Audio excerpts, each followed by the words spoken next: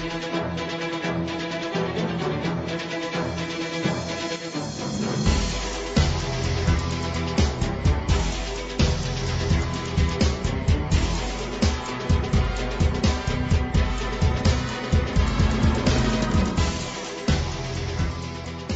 everybody, to the NFL Show on the Grizzly True Sports Network. I am your host for the NFL Show, Mike Goodpaster. Right now, I'd like to welcome in my co-host from the FF Face-Off, Anthony Cervino. How you doing, Anthony? I'm doing awesome, Mike. How are you? All right. And next up, we have our normal Wednesday guest. Help me welcome to the show, NFL beat writer Sam Teets. How you doing, Sam? Doing good, Mike. It's good to be back. All right, we got a little bit of news today. Number one, I think, has to be a little bit of a shock, Anthony. Luke Kuechly retires. Yeah, I mean, I am shocked at that, but am I really that surprised? Because, we saw, linebackers retire young, especially at Luke Kuechly's level, like a Patrick Willis in almost a similar fashion. And Kuechly did have a ton of concussions earlier in his career. He's only missed one game in the past 2 or 3 seasons, I believe. But, maybe something is coming up behind the scenes that we don't know about. Like what? Early developments of CTE. I mean, you don't know. Yeah, but I don't think there's any or way maybe to find he's out. just trying to avoid it. Yeah, I would think it's probably more an avoidance issue than anything else. Well, Sam, didn't what? Joe Thomas, before the year Joe Thomas retired, wasn't there a report that he was seeing early developments of it? Yeah, but I don't think CTE is something you really know you got until you're gone, if you know what I mean. Right. But you could have memory loss, stuff like that. I'm sure you can have symptoms of it. But Sam, what's your take?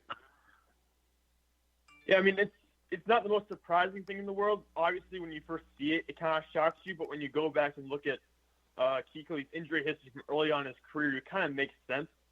We've seen players now like Joe Thomas and Patrick Willis, when they get hurt or injuries start piling up, they retire early.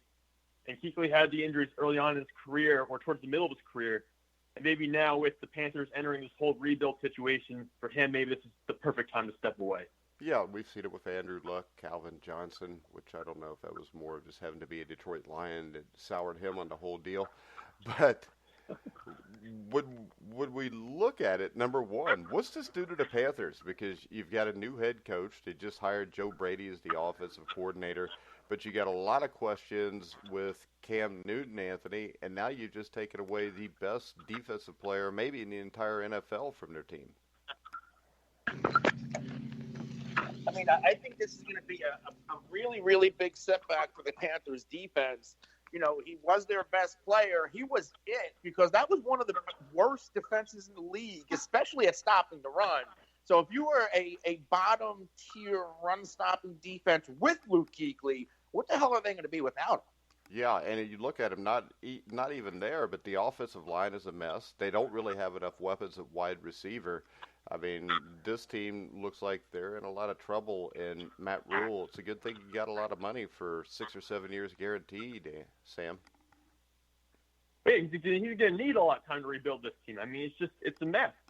And if you look at their free agents coming up next year, you've got guys like Mario Addison and Gerald McCoy and Bruce Irvin, who are huge contributors on the defense in terms of sacks and production there.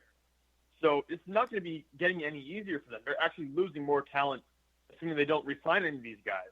So this is going to be a long-term rebuild. I don't expect to see Cam Newton back there. I think they've got so many questions and issues going forward.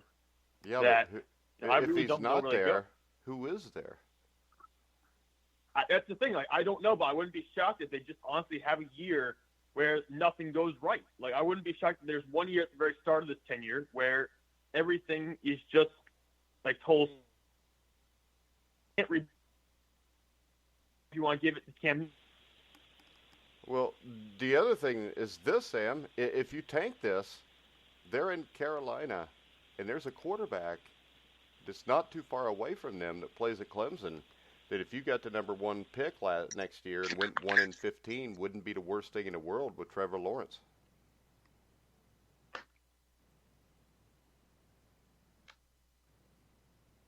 Did we lose Sam? Anthony, same question. Yeah, I'm here. Oh, okay. Same I don't question. know if Sam is still on, but I'm here. All right, so same question to you then. You know, if the Panthers did, number one, if we start seeing more and more NFL teams tank, it wouldn't surprise me. And I think I heard it on another national, sports talk show where the NFL could potentially put in a lottery to prevent it. But that's why change something that's been done the same way for all these years. But I don't think the Panthers really need to tank with the amount of talent they have or don't have outside of maybe Christian McCaffrey, DJ Moore, and Curtis Samuel. I mean, this team, their outlook for 2020 is not looking good. Yeah, Sam, are you there? You gotta blow. Yeah, I'm here. I'm here now. Matt Rule is going to come in. They signed him to a long-term deal. He's going to have time. I think his 2020 season is going to be a mulligan. I think that everybody is clear there. You clean house. Get rid of Cam. You don't have Luke Kuechly. Rebuild this team. If you move on from Cam, whether anybody in this conversation thinks so or not, you're going to get a high draft pick for Cam Newton. I don't know. What do you mean by a high draft pick? Multiple draft picks. This is a team on a rebuild. I think they should take the Miami Dolphins route. Well, I don't think with Cam Newton you're going to get a number one pick, Anthony. Why? Because he hasn't been healthy Mohamed in 2 years. Sanu and Emmanuel Sanders went for seconds. Yeah. Hey, but Anthony, who's trading the first round pick for Cam Newton? Who's doing it? Chicago. Why? They could just go after Teddy Bridgewater. Will the Saints let Bridgewater go? Well, is it up to the Saints if he's a free agent? It all depends on, what Teddy thinks to Drew Brees, how that's going to play out. Because Teddy has already proven he can win with that team with Sean Payton. I don't know. What do you think, Sam? Because I think this: if Teddy Bridgewater is a free agent, you're the Saints. You can't afford to pay him and Drew Brees. Yeah, no, the Saints are going to have a problem because Teddy Bridgewater, after what he did this year, can totally command a higher price than what New Orleans can afford to pay him. Because you can't expect to be able to keep both these guys with how much money a team's going to offer Bridgewater. Some team can easily lure him away this summer. So whatever the combination, I don't expect Bridgewater and Brees to be back in New Orleans next year. Someone's got to go. Yeah, it's kind of like the New England situation when you had Garoppolo and Brady. At some point, they just had to let one of them go, and they chose to let go of Garoppolo, Anthony. I mean, you can't afford to pay Drew Brees, whatever, $35 million and pay Teddy Bridgewater $25. No, that's a really good comp there. You can even bring up the Wentz and Foles. Yeah.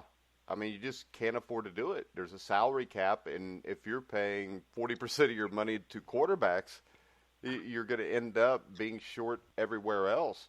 And we don't know if Drew Brees wants to play 1 year or 2 years or whatever. So this is the question, though. If you're the New Orleans Saints, do you get rid of Drew Brees and keep Teddy Bridgewater?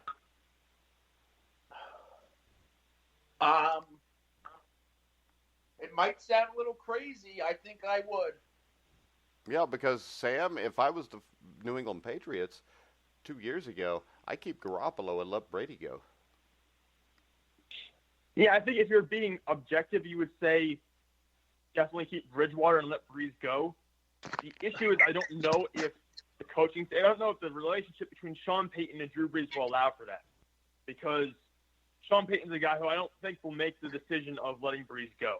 I think he'll keep Brees basically no matter what. I think those two are tied to the hip until one of them retires. I think with Brees – oh, go on. Go ahead. I was going to say – from an objective standpoint, I would get rid of Brees.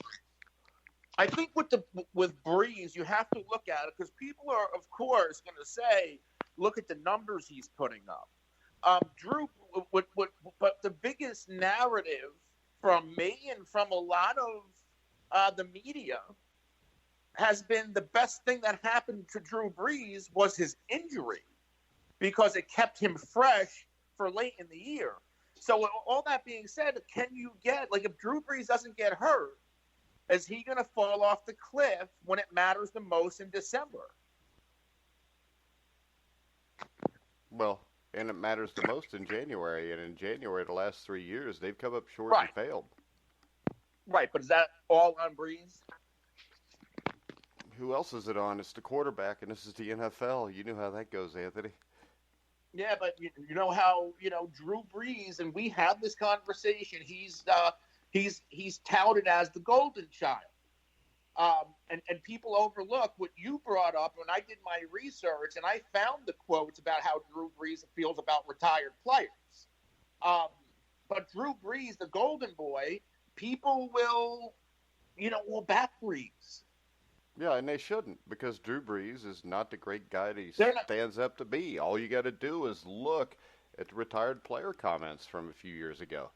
They'll back Brees, Rudolph, OPI that wasn't called. They'll put it on the DPI that wasn't called last year. And that's their excuse for Drew Brees. And it's still a team. Penalties, put it on the opinion. And it's still a team that was a heavy favorite in at least 2 of those 3 games.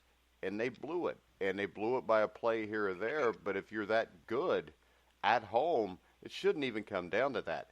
And Drew Brees, just like Peyton Manning, they're kind of the face of the NFL. And nobody calls him on anything. But Drew Brees, back, I think it was, if you looked it up, was it 2011 where he made those comments about retired players? Yeah. Where he said basically that those guys were guys that pissed their money away, got addicted to drugs or whatever, and ended up broke, and then they wanted the players playing today to help them out. Former Giants receiver Phil McConkey actually said, I don't know what would happen if you put Drew Brees in a room full of retired players. He'd get his ass kicked. He'd get his ass kicked, because I can tell you this, Ron McDowell, who should be in the Hall of Fame, was a Washington Redskin linebacker. I know anytime something comes up about Drew Brees, his daughter always sends me a message with the quotes from Drew Brees about retired players. So Drew Brees is, as you said, a golden child of the NFL, which means no matter what he does, he will be protected. And in the end, he shouldn't be, because he has failed repeatedly. And remember, everybody always talks about, toughest place to win is New Orleans.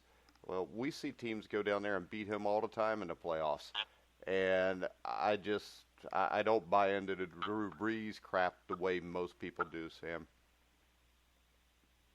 Yeah, and you've got a legitimate point when it comes to talking about the playoffs over the last couple of years. I mean, they haven't gone really anywhere since that Super Bowl run. They've made it to the second round 3 or 4 times. They've lost every time. And at some point, you have to wonder, like, his time has to be running out now. He turns 41 years old today. So he's got to be running low here. He cannot keep this up. And if you're the Saints, you have to seriously consider how you're going to remain competitive moving forward and what you have to do to get better to get over this hump. Well, and how about this? If you're the owner of the Saints and you think Bridgewater is the best deal and him and Peyton and Brees are a problem, get rid of both of them. It's not like you've won anything in the last decade with them.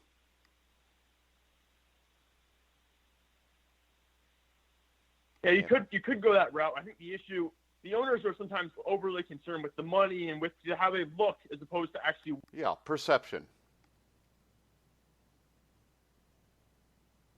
Quarterback of the team, but if you're being objective and seriously trying to win a championship, that might be the right move for New Orleans. Anthony? What you're saying, to move on from Sean Payton? They move just on gave from him an both extension. of them. They just gave Sean Payton an extension. Trade him. You could do that. You could trade him to the Dallas Cowboys. You always wanted him there. But I like Sean Payton. Well, the thing is this. We're not really worried about who we like and who we don't like. And that's the problem, because a lot of these owners are like that. Robert Kraft was like that, and now they're hung up with Brady and Belichick in that issue, where if he would have just put his personal feelings aside and stayed with Jimmy Garoppolo, maybe the Patriots would have been better this year. And the Patriots would have definitely been better off 5 or 6 years from now. So maybe the biggest issue here is people, instead of conducting the team like a football team, maybe they need to conduct it like a football team and not who's my friend and who's not my friend. And, you know, Bill Belichick is a guy who's done that his entire career until he got cut off at the knees on the Jimmy Garoppolo thing. And that team has gotten worse because of it. When that team was getting rid of guys like Ty Law a year too soon, they were reloading and kicking everybody's butt. Now, when we let feelings run into everything, it seems like that's kind of fallen apart in Foxborough too, Sam. Yeah, I mean, you look at Foxborough and you look at the Patriots. They've got a lot of old players on their roster. They don't have that young up-and-coming kind of talent they usually have. The trades and moves they made over the last couple of years have not been as effective as in the past. I just think that they're getting too trusting, too connected with their old roots, with their old players at this point. They're not moving on like they used to. They're, instead of like trading Richard Seymour or getting rid of Ty Law like they would in the past, they're holding on to those guys until they're in their mid to late 30s. And then the trade value's down. They can't make the moves they usually would. And you're seeing that kind of play out, and you're seeing that decline of that team right now because of that. All right. Anything else on this before we go to the NFL Hall of Fame selections? No, we're good. All right. So the NFL Hall of Fame has elected their centennial class of 2020. Jimbo Covert, offensive tackle for the Bears. Winston Hill for the Jets and Rams, offensive tackle. Harold Carmichael, who was the original Megatron for the Eagles, played for the Cowboys, I think, a little bit at the end of his career. Duke Slater, who I think was in Saved by the Bell. It was A.C. Slater's dad. Ed Sprinkle, Steve Sable, Alex Karras, who should have been in a long time ago. Bobby Dillon from the Green Bay Packers. Donnie Shell, George Young, Max Speedy, Cliff Harris, because, of course, we got to have a Dallas Cowboy in, and Paul Tagliabue. Now, I don't have really a problem with anybody that got in, but I think this class should have been bigger, Anthony, for the 100th anniversary. There's a lot of old-timers that should be in this group. Didn't they put in a bunch of old-timers? Yeah, but they should have put more. I mean, the people that deserve to be in the Hall of Fame should be in the Hall of Fame. That simple. And there are a lot of people that don't deserve to be in the Hall of Fame, but are in the Hall of Fame just because they're media darlings. You know, Jim Kelly. Oh, I agree with that, how much the media. Yeah, and it's who you like. And I mean, for one, Kenny Anderson's still not in. He didn't even make the list to get nominated to get in this time. Kenny Anderson had a lot better career than Jim Kelly. He was a lot better quarterback. He was a lot better quarterback than Dan Fouts. And still no Kenny Anderson. I'm a Bengals fan, so I'm also going to bring up Kenny Riley, who's still second or third all-time in interceptions with 65. He doesn't even get a sniff here. Joe Klecko, the old New York Jet, the only defensive lineman in history to make the Pro Bowl at all three positions on the defensive line, still not in. Cliff Branch should be in. Like I said, I don't have a problem with any of these guys that are in here because guys like Donnie Shell should have been in a long time ago. But what's your take here, Anthony? So you think they should have just let I think they should let everybody in that should be in. I don't see why we've got to have Paul Tagliabue in here. I don't. I think this should be, the Hall of Fame should mainly be for players. Coaches a little bit, but this is a player-driven league. Put Tagliabue in later. If Tagliabue deserved to be in, we had this conversation about the other day about contributors. Yeah, what about them? So if you're not going to put Tagliabue in, you're not going to, you're going to take away Steve Sable. Oh, would that be so terrible? I mean, he made pictures. I know it was a big deal, but let's go with the guys that sweat, bleed, and gave their lives for the game. But with that, arguably, and this is my opinion, the NFL and sports as a whole wouldn't be where it is today without the Sables. See, I think that's crap. I think the sports, the NFL, wouldn't be what it was today without gambling and fantasy football. I know when I was a kid, while other kids were watching cartoons, and obviously I was a normal kid. I watched Pee Wee Herman and cartoons. No, normal kids did not watch Pee Wee Herman. I'm sorry. They just didn't. Anytime I would flash by and there was the NFL Follies, I mean, I feel like I grew up with Steve Sable and John Facenda. Yeah, I love them too. I've got no problem with them. You brought them up. Pulled me in at 4 or 5 years old. I was already obsessed with football. Yeah. Well, that certainly played a role. I think it played a role, but I still think gambling and fantasy football are what took it off the hook here. Especially gambling. Gambling always does that.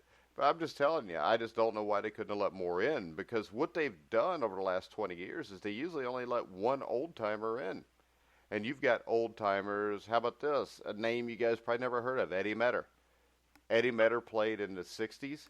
He has got like still 4 Rams records that he holds. He was on the all-decade team for the 60s, and nobody even brings him up to get in the Hall of Fame. But he was considered one of the best cornerbacks / safeties, one of the top 4 of an entire decade, and he's not in the Hall of Fame. And how about this? If Jimbo Covert played for the Indianapolis Colts instead of the Chicago Bears, would he be in the Hall of Fame? I mean, it surprised me that they let Harold Carmichael in. Duke Slater they let in because he was the first African-American lineman.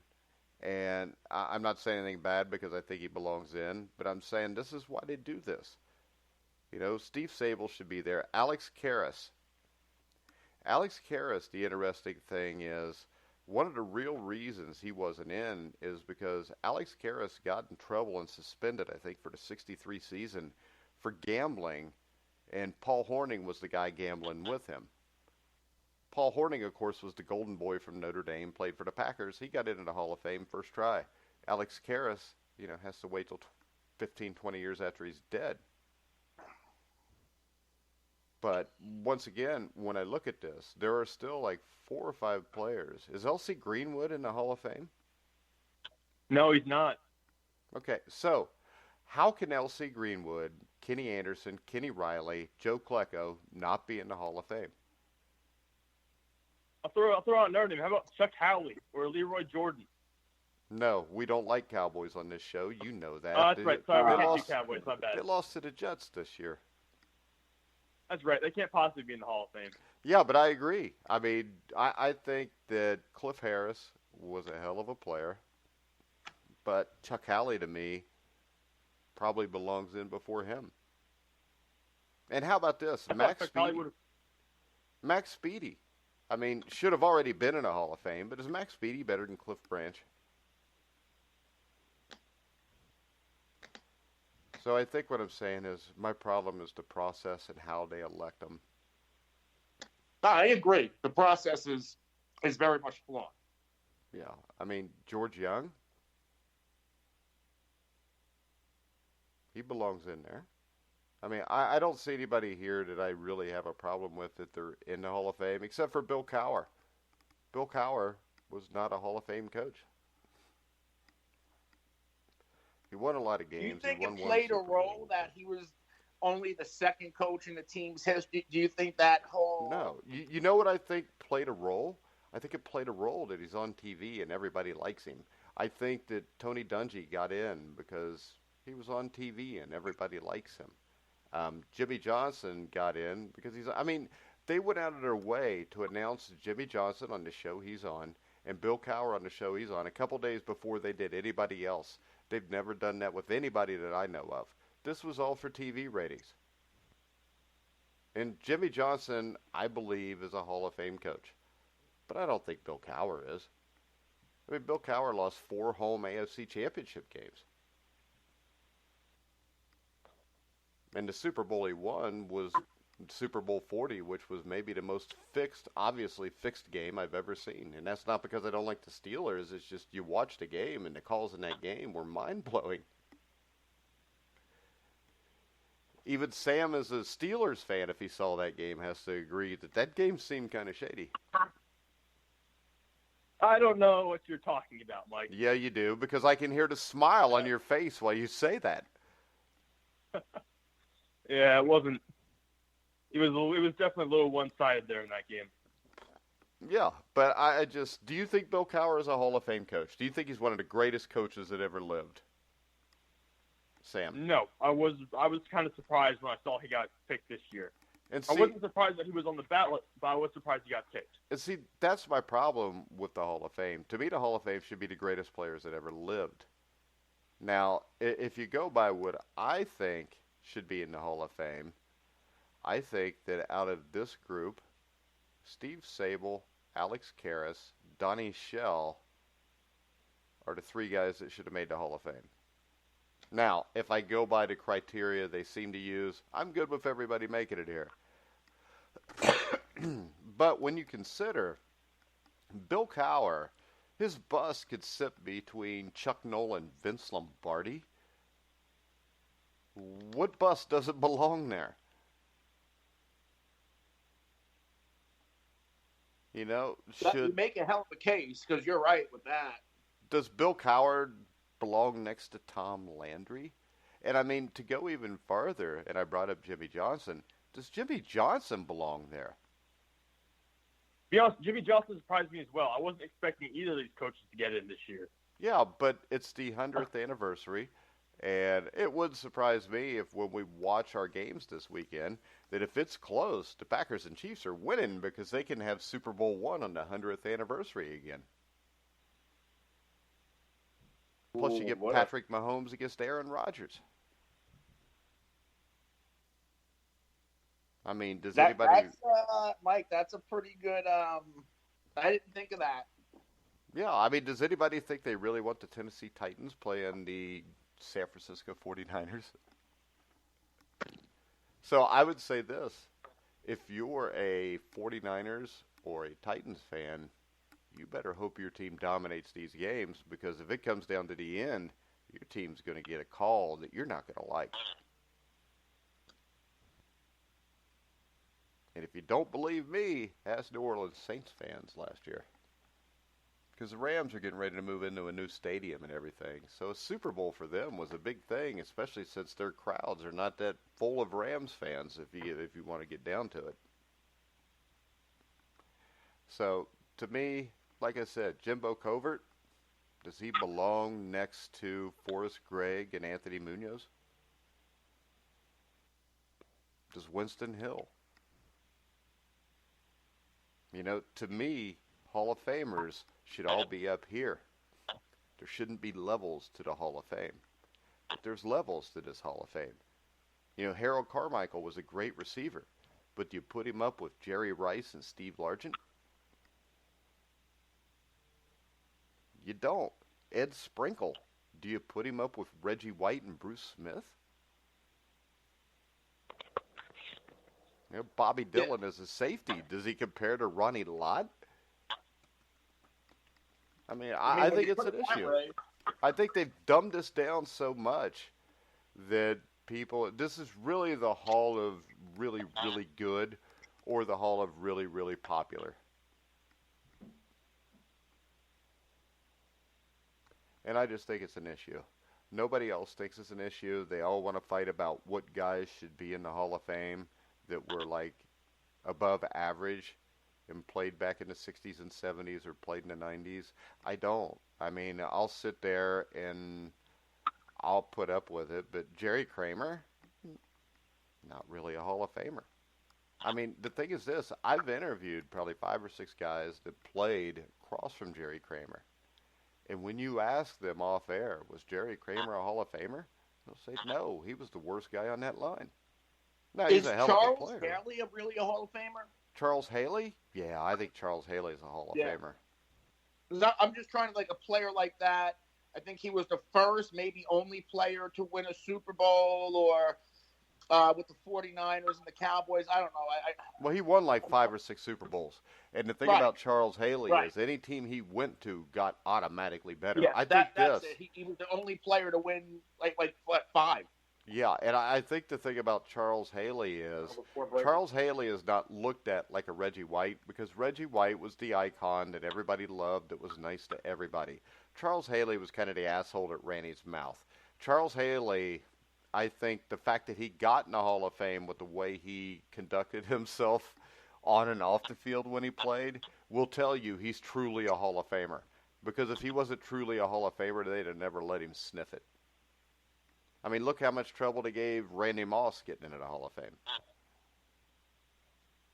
You know, so the fact that Charles Haley got in pretty much right away or fairly quick for the way he acted, you know, he wasn't a golden child of the NFL and he still got in. So to me, that tells me why he got in. But I also think that you look at a guy like Max Speedy, should have already been in the Hall of Fame because he was one of the. I mean, I think this: if you are on an all-decade team, you should be in the Hall of Fame because if you are one of the 2 or 3 best players at your position for an entire decade, I think that should qualify you. And there's only I think 2 or 3 guys that were all-decade in any decade for the NFL that haven't made it. But yeah, my problem with it is that. And if you want to really get down to it, I wrote the article about Tom Flores, but I wrote the article off of the basis of the way the NFL is today. Other than that, Tom Flores as a head coach is not a Hall of Famer. Now, Tom Flores, if you want to go with his career and being the first Hispanic American to be a starting starting AFL quarterback, to be a head coach, to be a GM, then I'd say, yeah, maybe you could make that case. But overall, like I said, the way I always thought about it was with a coach, could I sit him between Noel and Lombardi and not think that there's something wrong here? And none of these coaches apply. And the same thing with players. You know, if you're a quarterback and I can't stick your bus between Joe Montana and Dan Marino, you shouldn't be there. And you can't do that with Jim Kelly. Jim Kelly is out of place when you put him between those two. But that's all I got to say about that, Anthony. Any comments? Or? No, not at all. Actually, it's a very good point. It is. It's the first time I've ever made it like that because it's the first time I've ever thought of it too, Sam. That was good. We'll have to write that down. Well, I guess we recorded it, so it'll be okay. Yeah. No, I was going to say, I think besides championships, the best measurement of a player is where he ranks among his peers during his time in the NFL. If you're the best player at your position for 5 to 10 years, and that's really something special. But yeah, if you're, Luke Kuechly is an automatic Hall of Famer. Yeah. Oh yeah, easily. But if you're 5th or 6th at your spot, or you're 7th or 8th, then maybe you don't have a spot in there. You're really not the best player at your position during your time, but makes you think you'd be the best player at someone else's time. So if you're lower down that hierarchy, I don't think you belong in. Yeah, and there's not too many guys on this list that I think really belong.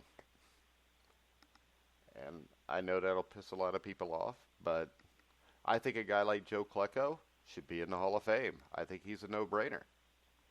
Kenny Anderson, under the criteria this there, should be. But do I believe Kenny Anderson belongs with Joe Montana and guys like that? I think he falls just short. But so that's my take on it. It always pisses me off, and I always go into a rant like this every year at this time about this. But there we go. All right, the Steelers owner wants to re-examine the Rooney Rule. What's your take on the Rooney Rule and the way head coaches have been hired so far this year, Sam? I mean, the Rooney Rule, it's interesting because people will use that as a reason why coaches weren't hired or why people were interviewed but then not hired. They'd say that people were just brought in to satisfy the Rooney Rule and then move on.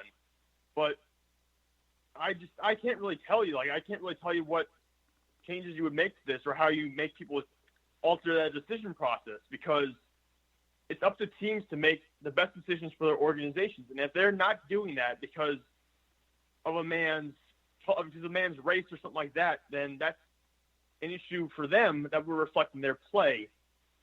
But I just don't know how you alter the Rooney Rule to make it more of a diverse coaching pool. I don't know how you compel teams to do that. Anthony? I think the Rooney Rule is extremely flawed.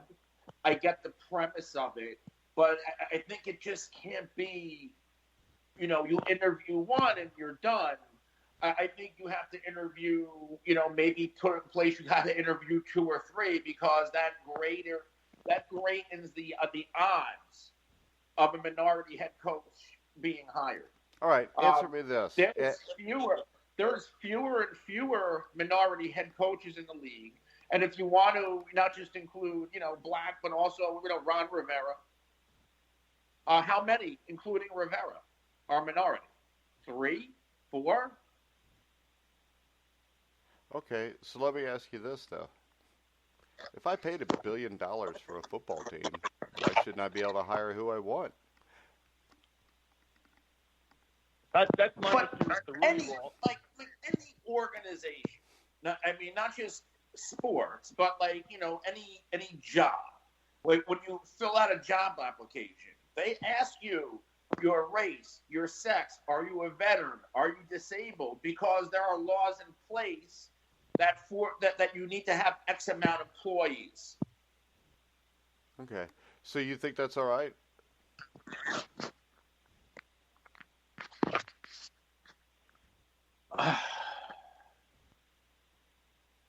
I think the most qualified person for the job should get the job. I agree. So, but I'm also not saying it doesn't mean that a minority cannot be the most qualified person for the job. I can tell you this. I actually like the Rooney Rule, and I think the basis of the Rooney Rule is this. And if you have to interview an African-American candidate, maybe you wouldn't have, and maybe he goes in and he blows you away, and then all of a sudden you have a different take, and you end up hiring somebody you never thought you would hire. And I think that has happened in the past. But I think to just say there needs to be more African-American coaches or more Mexican-American coaches or whatever, I think it's crazy. I think the best guys should be the coaches. Now, the problem I have is this, though. When I look at the guys like Opie Taylor in Cincinnati that get hired, and he gets hired over Eric Bieniemy, that makes me wonder what the hell's going on here. So I'm one that thinks that you should hire the best guy. And it also bothers me when people, like Tony Dungy was the first African-American coach to win a Super Bowl. I don't think that we ever get past the race thing as long as we're labeling people that way. We tend to want to bitch about racism, but then we separate each other still, even after bitching about it. But I think a guy like Eric Bieniemy should be a head coach. I think he should have been last year. I think he's every bit as qualified as freaking Matt Rule or Joe Judge, whoever the hell that is. But just my opinion. Because I believe Mike Tomlin has proved that an African-American can coach in the NFL. Oh, absolutely. Yeah, and we've had Tony Dungy prove that they can. Tom Flores proved if you're Hispanic, you can. Opie Taylor's what about proven Marvin Lewis? What about Marvin Lewis? I think people want to make him the butt of jokes, but I think Marvin Lewis was a good NFL head coach. I think Marvin Lewis made himself the butt of jokes. By the way he acted and the way he conducted himself when he coached that team. And I believe Marvin Lewis deserves another shot. I don't think he does. I think anybody that would stay and work for Mike Brown for that long probably killed all the 9 lives he had as a cat. I just don't know why anybody. I think this. I have no respect for anybody that will go coach a football team where they're told what to do and they'll smile and continue to do it. Which is why I know why Mike McCarthy got the Dallas Cowboys job. Because there's only 30. I don't care. I want to win. And you're going to make at least a couple $1 million. I mean, So You know, you can also go to college how and many make more that much money prestigious too. It's a prestigious job in the world. Yeah. So why do you want to go into a job where you're going to fail no matter what you do? Mike McCarthy's going to fail no matter what he does because he's controlled by Jerry Jones. I mean, I guess winning the Super Bowl in 2020 is going to be a failure. Yeah, because he's going to win the Super Bowl in 2020. See, you agree? Yeah, I agree as much as you really believe it when you said it. Because it's not going to happen. Because he's soft, he's a little girl, and Daddy's telling him what to do. Because that's what Jerry Jones does. He chased off Bill Parcells. He chased off Jimmy Johnson. Anybody that's a good coach gets the hell out of there. I mean, hey, he chased off 2 Hall of Fame coaches. Yeah. Right? Parcells was in, right? Yeah. Parcells is a Hall of Fame coach. Johnson's now a Hall of Fame coach. So anybody he's had that was any good, he chased off. And I think after the Parcells thing, he was never going to hire a strong coach again. And Mike McCarthy fits that bill because he's soft. Just the way it is, Anthony. So the only way Mike McCarthy will succeed is if all of a sudden Jerry Jones starts to make good decisions. Which isn't going to happen. No. You know, if you're the coach of the Raiders and you're John Madden or you're Tom Flores and Al Davis is telling you what to do, you listen because he was a great coach. If you're Forrest Gregg or Sam Weiss and Paul Brown's giving you suggestions, you do it because he's a Hall of Fame coach.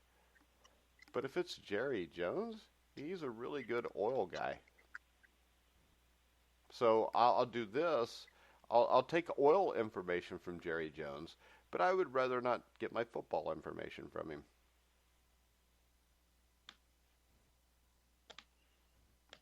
And why didn't he hire Chris Richard?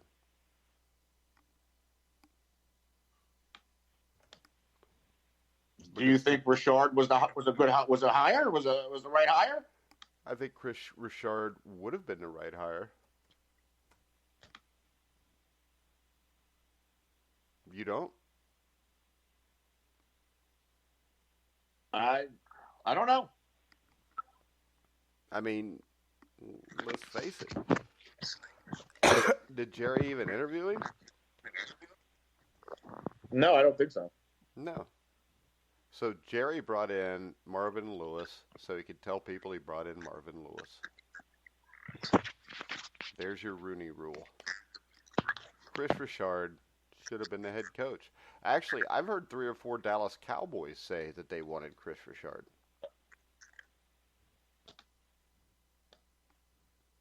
I don't know which one I heard yesterday, but I heard one of the Cowboys being interviewed, and he said that he would have loved to have had Chris Richard as the head coach.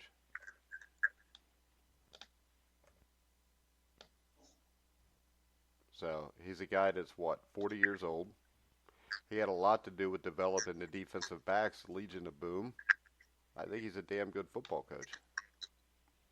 And the fact that, did he even get an interview anywhere? Maybe Cleveland, and that was it?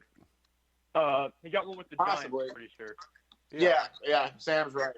So with the Giants, I really have a hard time believing that he wasn't just a Rooney Rule guy. They never had any intention of hiring him. But I think Chris Richard would have been a better hire than Matt Rule.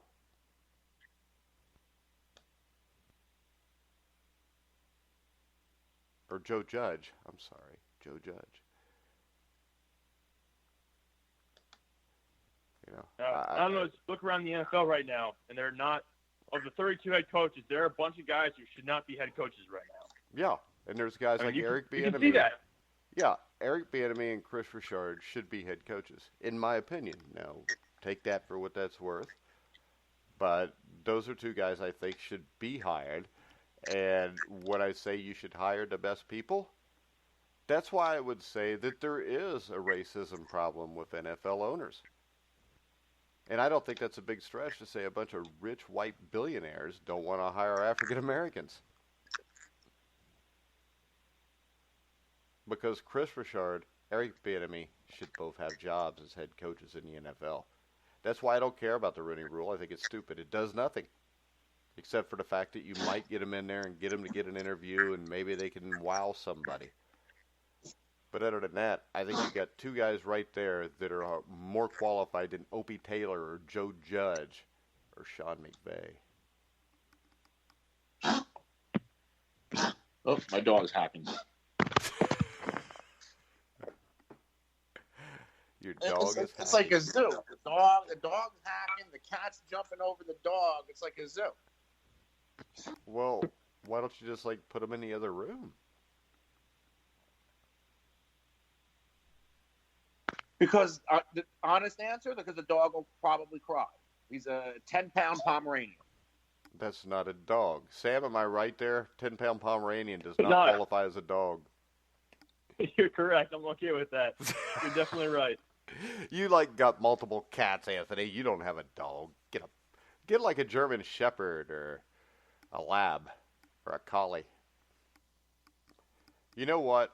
They never had a Pomeranian as Lassie, did they? They had a Collie. A Pomeranian's not going to pull Timmy out of the well, and he's not going to go tell everybody about it. I just dated myself with some Timmy and Lassie stuff, and you guys probably don't have a clue what I was talking about either. I know Lassie. Okay. I'm 35. I watched Andy Griffith last night when I was falling asleep. The first episode. It's still funnier than hell. There's that one channel that plays all the older stuff. Matlock, Perry Mason, the Flintstones. Matlock's not older stuff. It's in color, and I remember when it was on. I used to like the old black and white Dennis the Menace. Yeah, that was all right. I remember watching that at 1 o'clock in the afternoon when I was acting like I was sick and didn't have to go to school when I was first and second grade. Then you had the Addams Family and the Munsters, but those were kind of stupid. But Andy Griffith's still good. Sam, have you ever heard of Andy Griffith? Yes, I have. I was just checking. You're a young one. All right, you guys got anything else you want to talk about? No, I think we got it. Yeah, I don't have anything else. All right, guys. Sam, tell them where they can follow you on the old Twitter machine.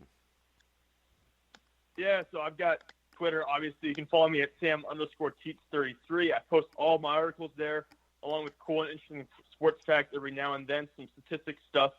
So feel free to go check that out. All right, Anthony, FF Faceoff. Yeah, you can follow me on Twitter at The Real NFL Guru. You can follow my show at the FF Faceoff. We can be found at all the top social media and podcast platforms. All right, you can find me at Grueling Truth on Twitter. You can hear all of our shows wherever you hear podcasts, including iHeartRadio, Spotify, Spreaker, Stitcher, TuneIn, YouTube, you name it, we're there. Me and Anthony will be back tomorrow to talk about something at noon. I don't know. What are we talking about tomorrow, Anthony? Do we got anything? We'll figure it out. All right, which means we won't. We'll just come on and start talking at noon. Yeah, something will happen by then. All right, guys. So make sure you check out Sam and Anthony on Twitter and all social media.